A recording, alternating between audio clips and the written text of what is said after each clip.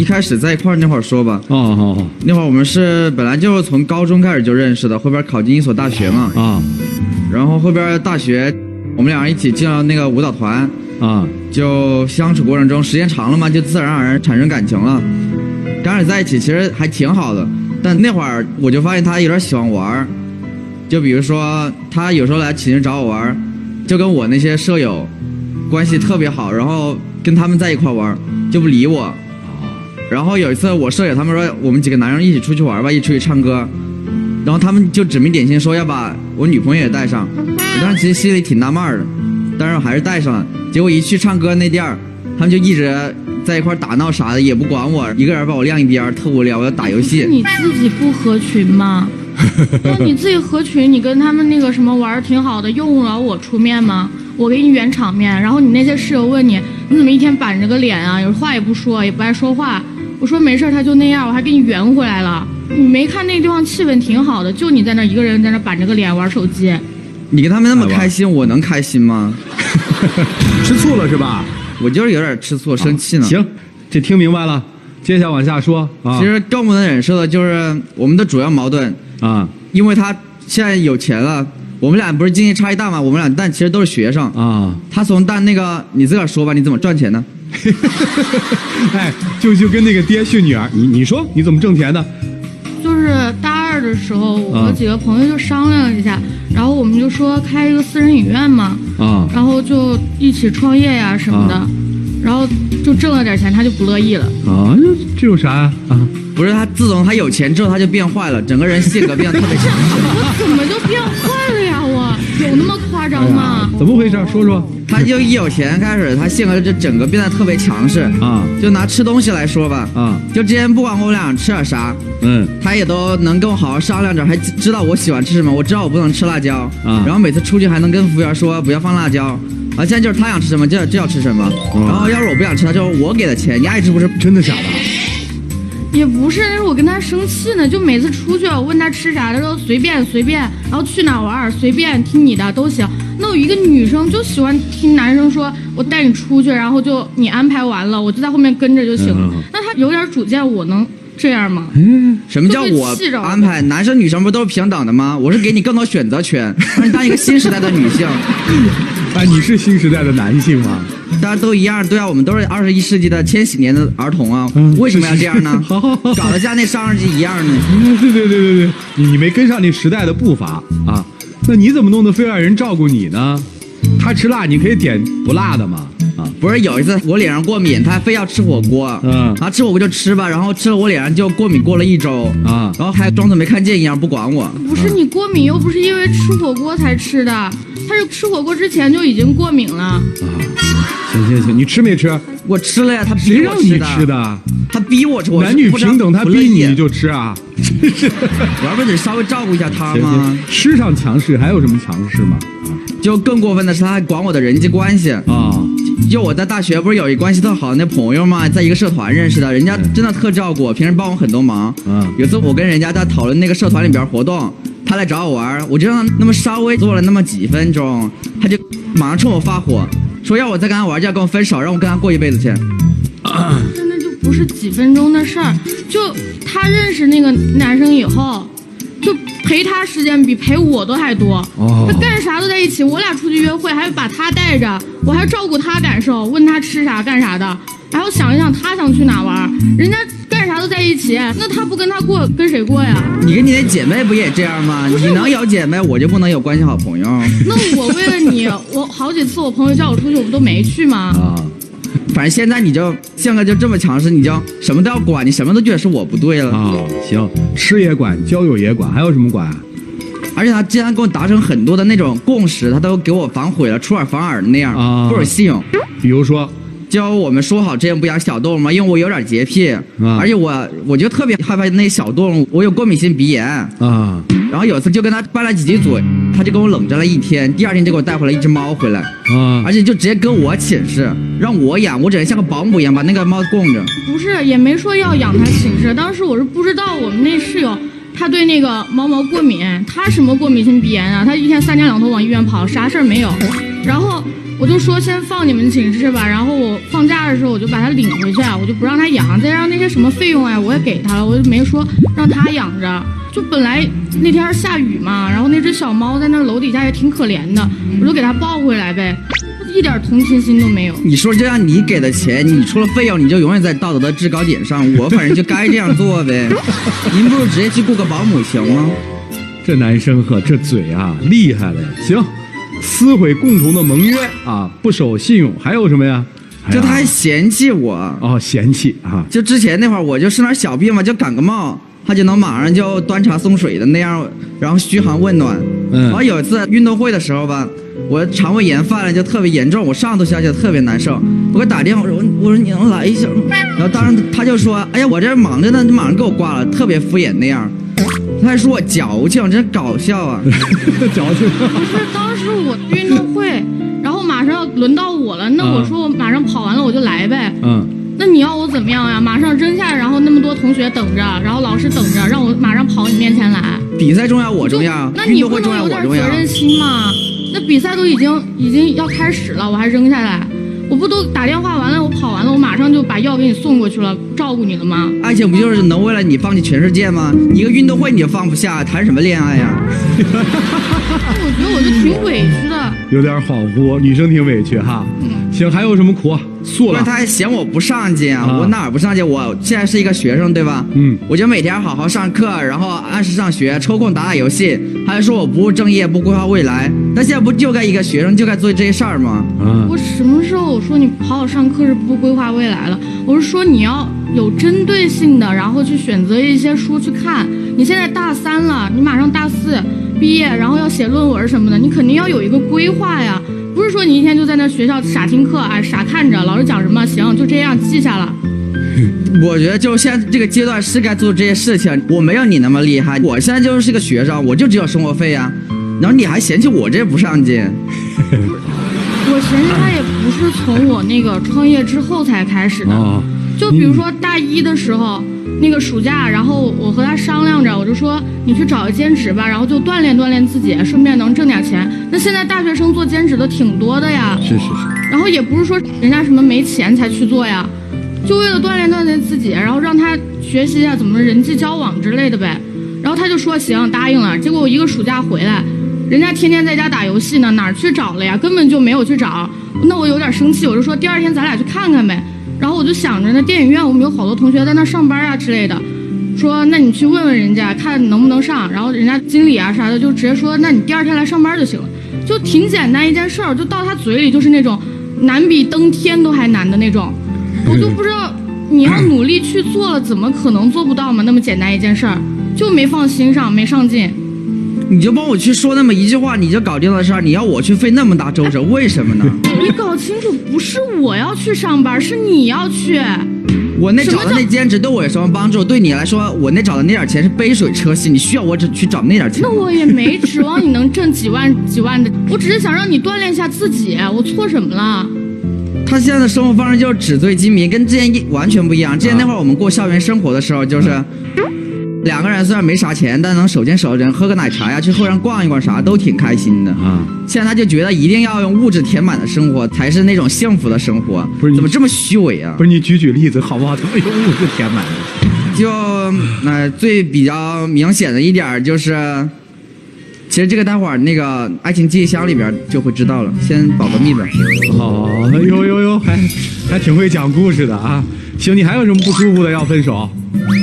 其实虽然刚刚说了那么多，说的是他的问题，我自个儿心里边也还是有个坎儿一直没过去的，我感觉现在整的那经济差异这么大了，然后我其实心里边也还是觉得挺不舒服。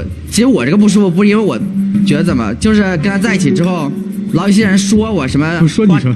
花我女朋友钱，别人说就说去呗，人家眼红啊，你管他呢？他吃不到葡萄说不到酸呢，你管他干啥呀？那我就听多了，我会把我自己物化成那样一个形象，我真的很难过呀。多了呀，那人家眼馋着呢。我给我男朋友花钱怎么了？关人家什么事儿啊？现在我非得要管人家，自卑了。啊对，我无能为力呀，没办法呀。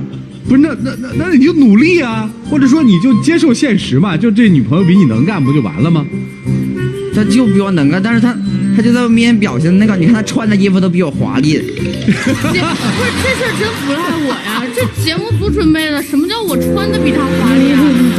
但是你说我挣钱了吧，我还是把他放在第一位的呀。比如说我要买个什么东西，然后我就要想半天，考虑半天，纠结好久。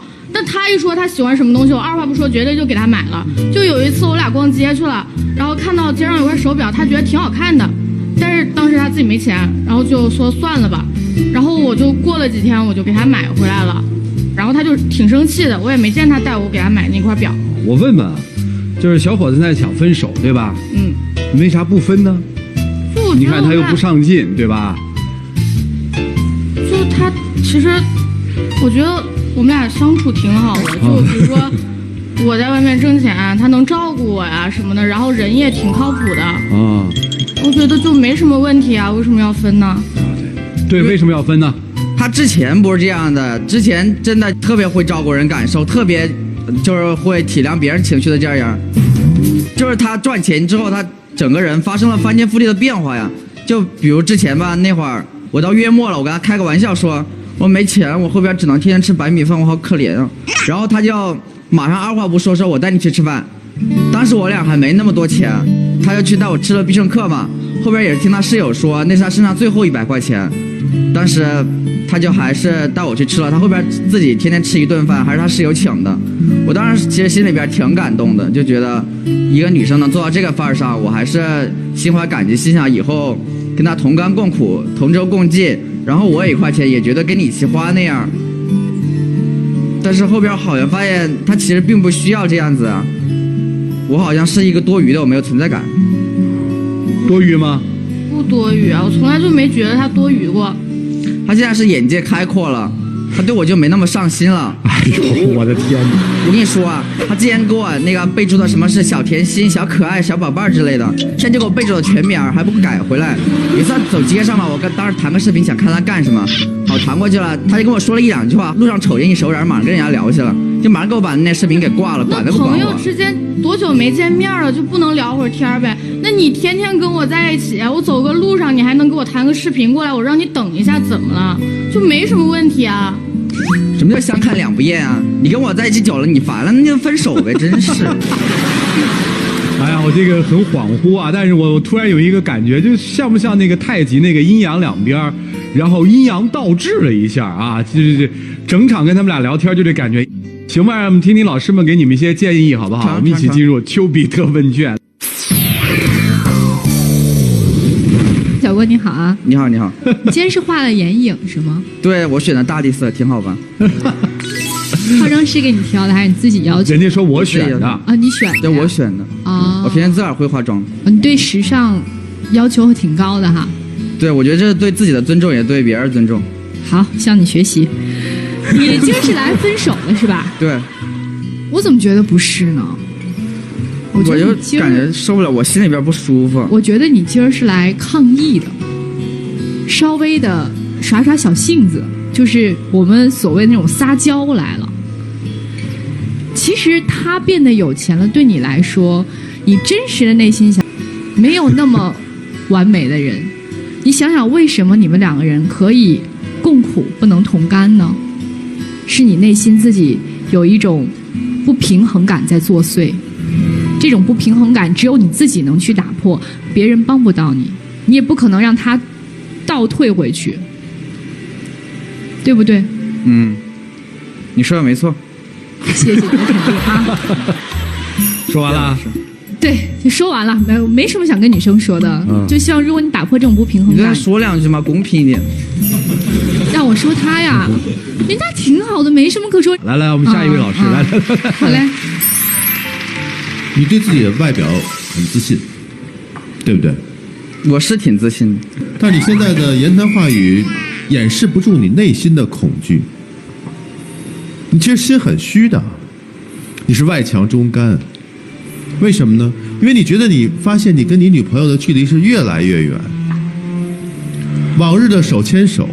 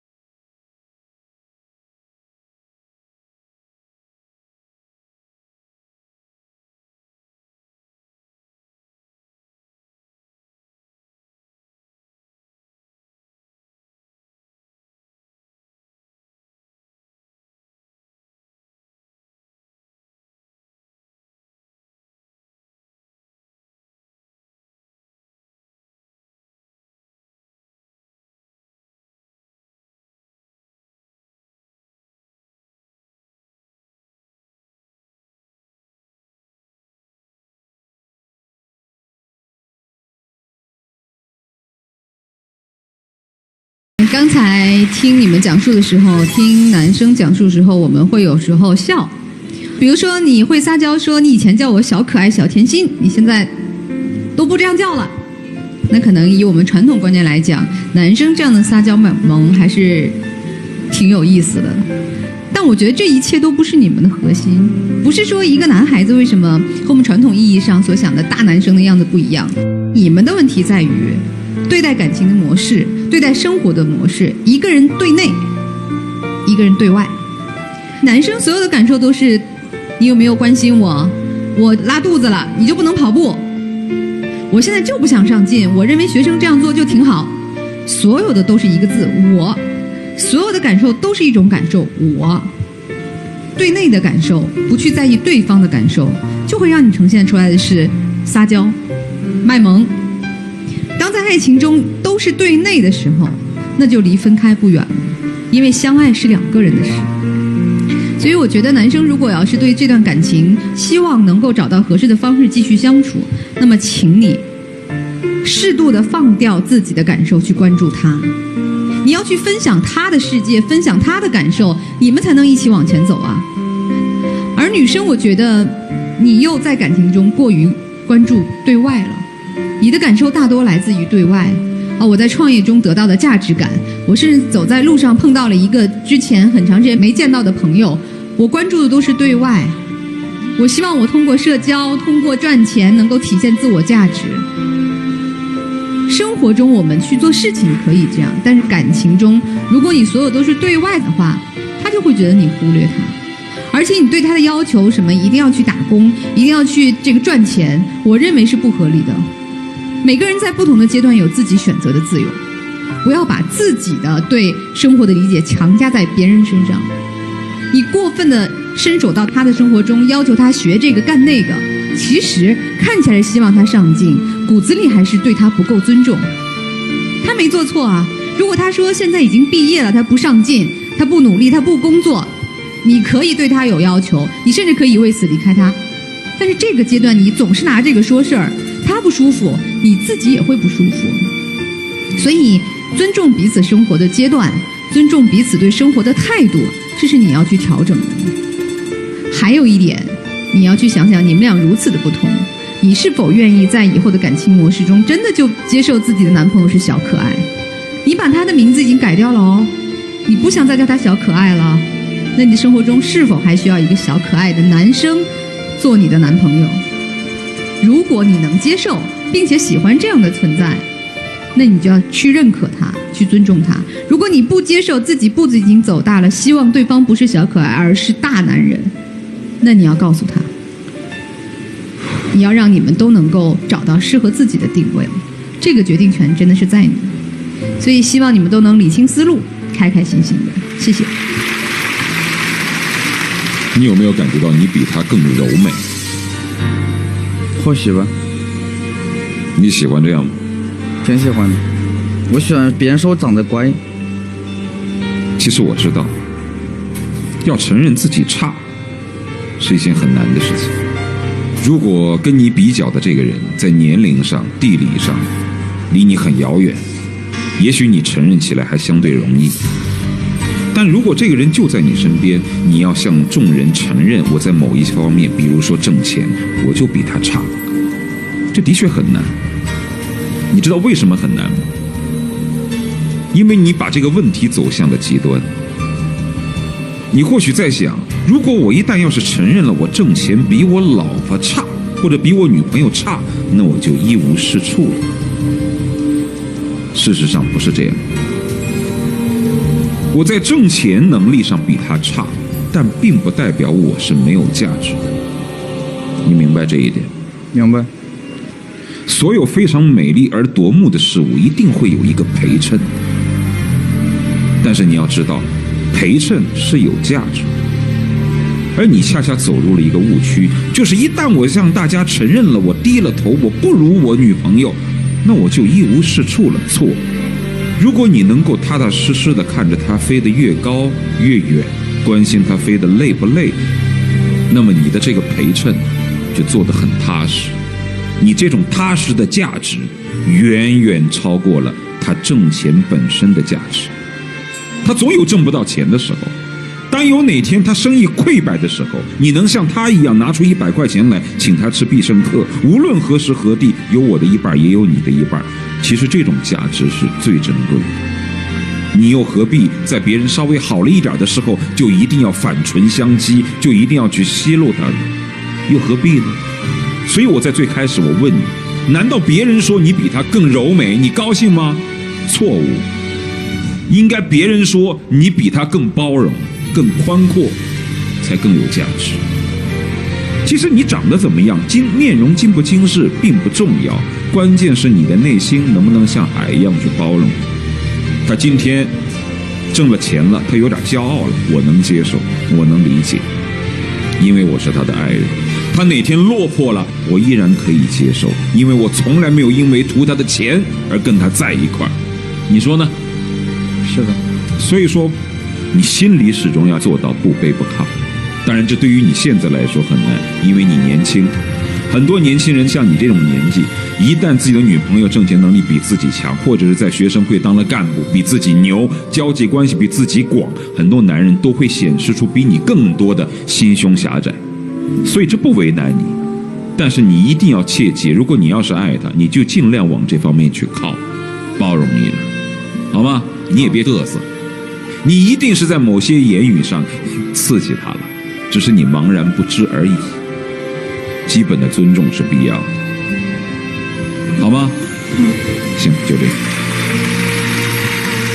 男生用了一个词特别好，说现在讲究男女平等。你觉得什么是男女平等啊？双方拥有共同的权利和义务。哦，就平权呗，是吧？对。那女人比男人挣钱挣得多了，有啥呢？但就有些总有些不是，那有啥呢？我们生活不要生活在拧巴里。所谓拧巴是什么？就是我需要的时候把这个观点拿出来说，我不需要的时候我就推翻这个观点。因为你在心里面可能还不再平等，所以你没有办法接受一个女人挣钱比你多，你没有办法接受一个女人在某一个舞台上面比你更耀眼，对吧？我就是小气啊，我就是小气。那改呗，慢慢改呗。当然，最核心的是，在这段恋爱关系当中，两个人舒服不舒服？如果舒服，我建议你再考虑考虑；如果你实在是不舒服，姑娘，咱也不挽留。好了，你们自己抉择吧。接下来一起进入那几天喝古方红糖，真情60秒。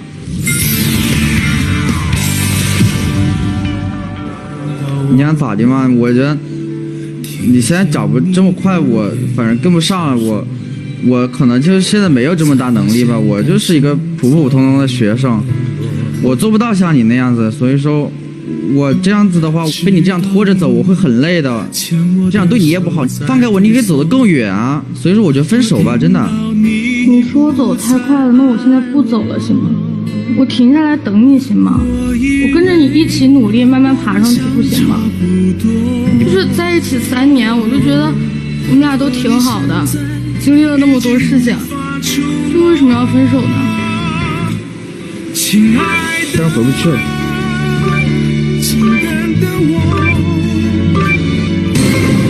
来，请亮灯啊！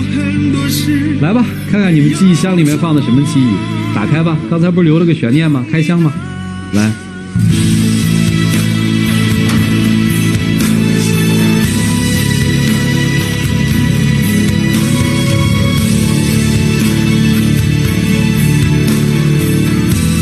女生送的是啥呀？这个就是我之前来之前我妈给我发的微信，然后就问我要是回去的话就把她带上一块儿呗。然后你们在一起这么久了，我们觉得他也挺靠谱的，然后就想看看他呗。把你男朋友带回屋头来看一下嘛。妈妈也觉得你的男朋友啊人品还不错，对我们两个也多好的。我跟你老汉儿都想你能够跟他一起往走下去嘛。你们两个嘛一起也好久了哟，妈老汉儿不想你两个有好有钱嘛，反正你两个觉得幸福就好了嘛。行，你放的是什么呀？ 2条围巾，一条是刚在一起的时候，他送我一条手织的那条白色的，会觉得很珍惜，因为是他很用心去做的，在寝室里边用很多天，然后做好这样一条围巾，我就把它像当贡品一样放我家里边。另外一条是他后边赚钱之后买的另外一条那个围巾，但是我不喜欢，我本来就不是一个虚荣的人，我觉得只要两个人好好在一起就行了，我不需要你这些东西，我不需要这些奢侈品才能供起我们的生活，我觉得生活可以很简单很幸福的。行了，回吧两位。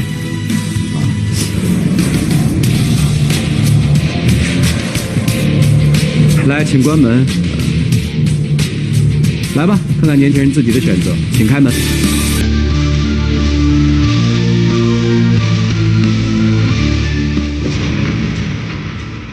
来吧。